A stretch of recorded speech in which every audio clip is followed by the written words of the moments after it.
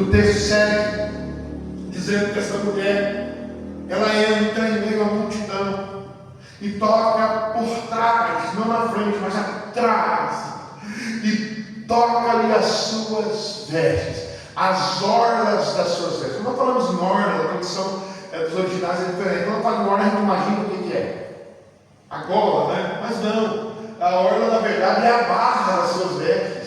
Então, entendo eu que essa mulher não estava de pé. Essa mulher chega se arrastando. A multidão, quem sabe, pressiona, quem sabe até cai. A mulher não diz isso. Eu estou apenas usando a minha criatividade aqui. E ela toca as vestes de Jesus. E algo maravilhoso acontece. E o que acontece? Essa mulher sente o seu corpo.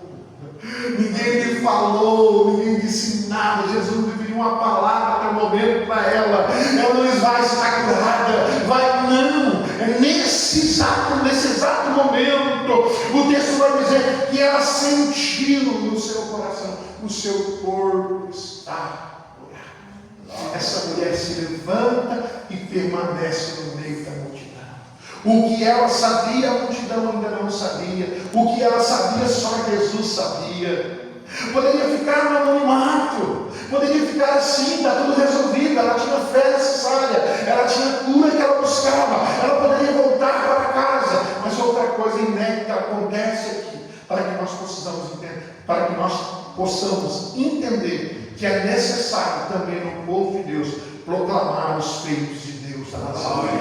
Eu tenho saudade, irmãos, né? O presbítero Valdemar não é sendo saudosista, né? Quando a gente fala gosta dos índios, quem que gosta de viver esse tempo? Mas eu ainda tenho saudade do tempo em que a gente tinha que regrar as oportunidades pelos testemunhos contados na igreja. Pastor, eu tenho um testemunho. Olha, eu tenho um testemunho. Pastor, hoje eu quero dar um testemunho. E havia testemunhos que edificavam a nossa fé. Queridos, por mais pequeno que você possa achar que Deus tem feito na tua vida, não se envergonhe de testemunhar o que Deus já fez, o que Deus está fazendo, porque isso enaltece o nome do Senhor.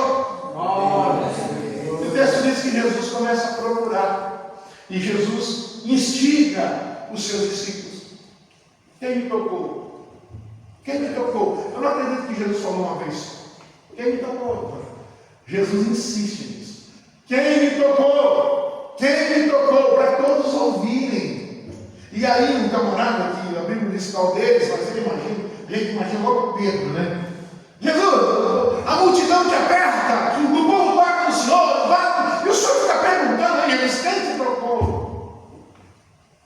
E Jesus responde isso: alguém me tocou, porque de mim saiu Deus. Aleluia. Não é vir só por vir, irmãos, não é adorar só por adorar, não é estar no meio da multidão por estar. Você precisa extrair o melhor de Deus para a sua vida.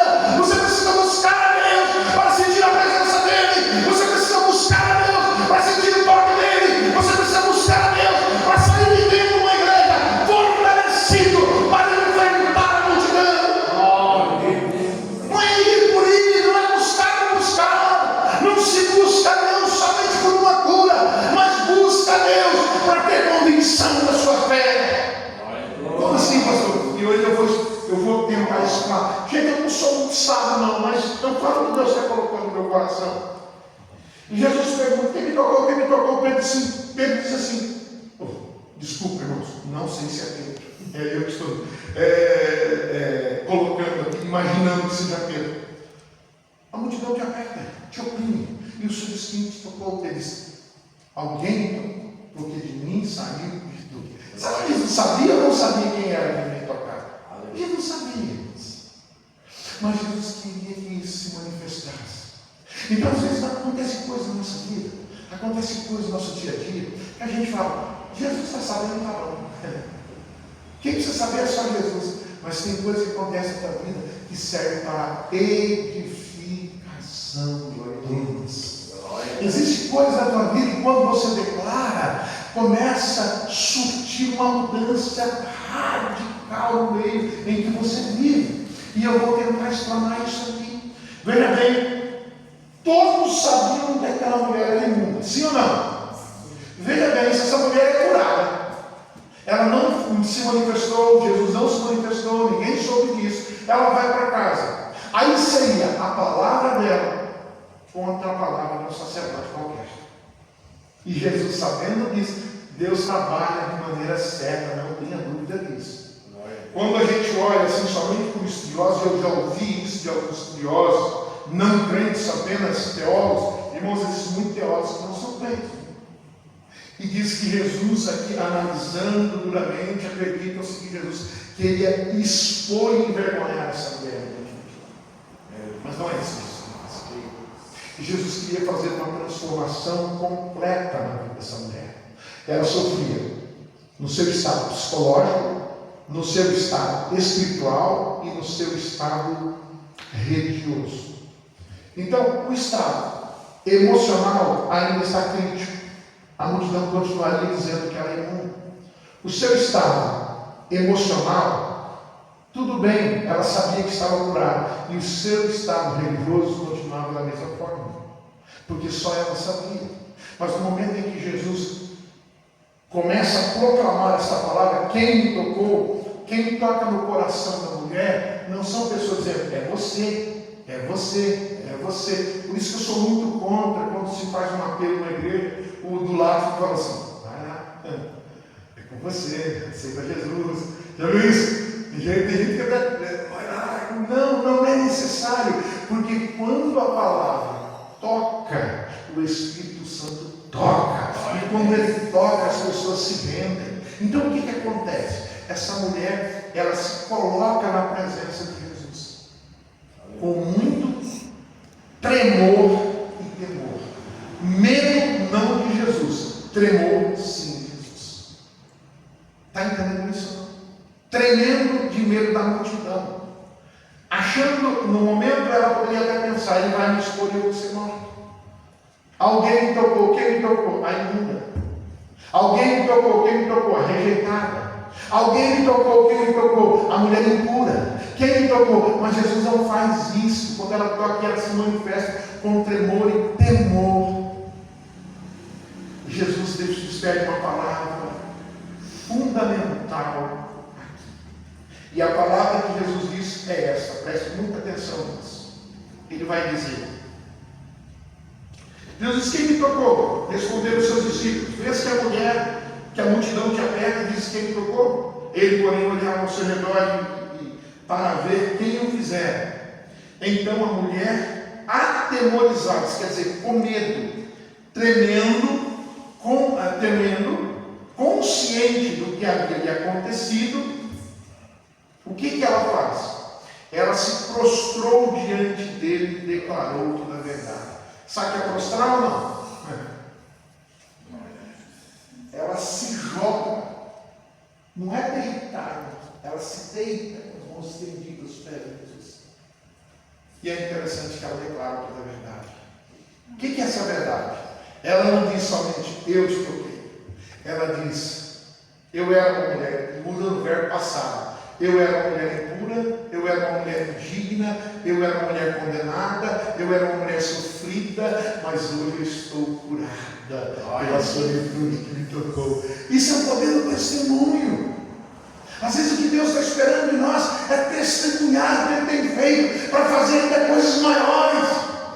Porque, gente, entenda o que eu estou dizendo aqui.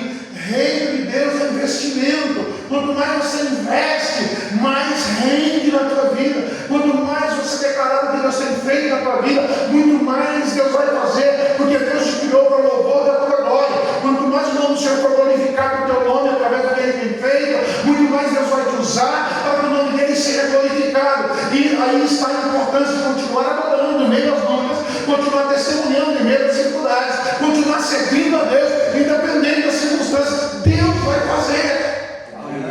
E agora vem para encerrar. E ele disse: mulher imunda, excluída, terrível, saia de perto de nós também. Veja que ela deixou de ser chamada aqui de imunda e ela foi chamada de filha. E aí eu entendo que a palavra do Senhor diz: se o Filho vos libertar, verdadeiramente vocês são livres. Ela passou a ser filha, cordeira de Deus em Cristo Jesus. filha, a tua fé te salvou. Mas não é curou? Não só curou.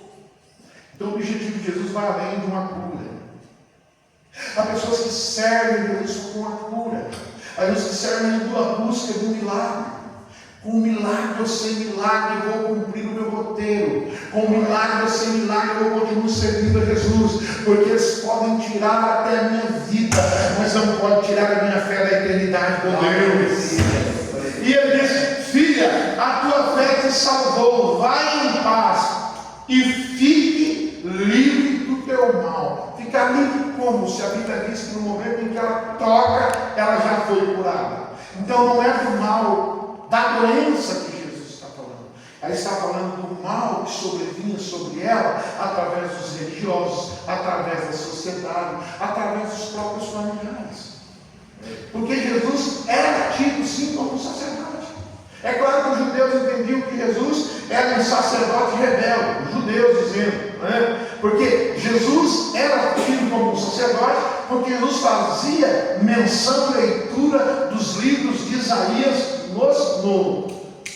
no tabernáculo. Então só podia fazer isso quem era sacerdote. Jesus era um sacerdote, e quando alguém era enfermo e era curado de qualquer enfermidade, precisava se apresentar ao sacerdote. E essa mulher agora, Deus sabendo disso, Jesus toca no coração dessa mulher através do seu Espírito.